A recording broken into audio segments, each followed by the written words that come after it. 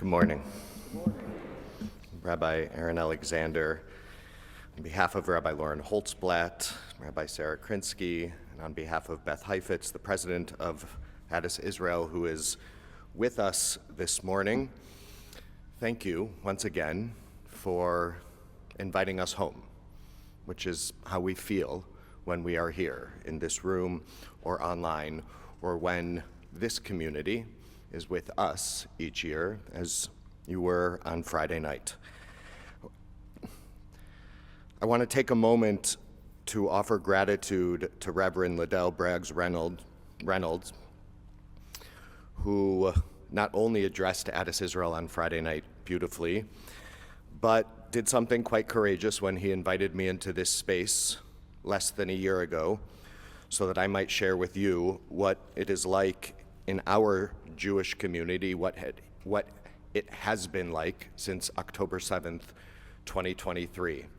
And I want to offer gratitude to you all as well for receiving me, opening your hearts to what is a broken heart. And I want to acknowledge that as I am speaking right now, there are hostages who have been in captivity for 471 days, beginning to find themselves with the Red Cross, and God willing, soon back home, as many alive as possible. And I want to acknowledge that this also means necessarily that a ceasefire to bring some respite to Gaza, which has been devastated, has begun and will, God willing, hold.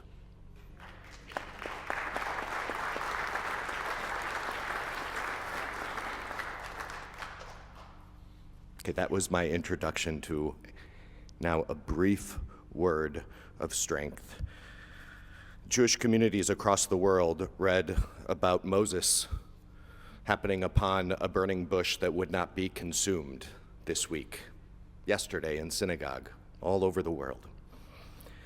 And what emerges from that conversation between God and Moses is quite remarkable, because God says to Moses, I'm going to send you to Egypt, and you are going to bring the Israelites up out of Egypt. And Moses' reaction is not, yes, I'm fulfilling my dream. His reaction is, Mi anochi, ki elech el paro, v'chiotzi et b'nei Yisrael mi'Mitzrayim. Who am I to go to Pharaoh? Who am I to bring the Israelites out of Egypt? How can I go to a tyrant, stand before him, and say, let my people go now? And our tradition imagines Moses saying to God, I'm not powerful enough to do this.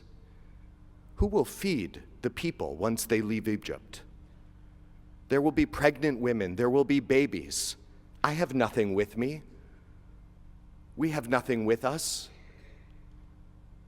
Who will protect them from the sun, the snow?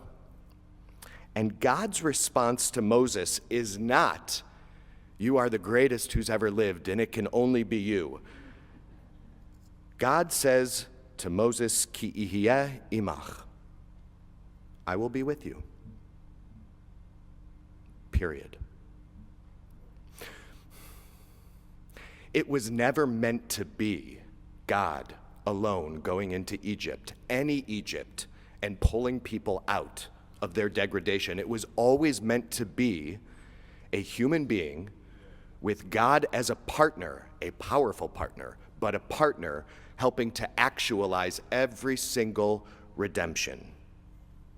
Dr. King said, everybody can be great because everybody can serve. You don't have to have a college degree to serve.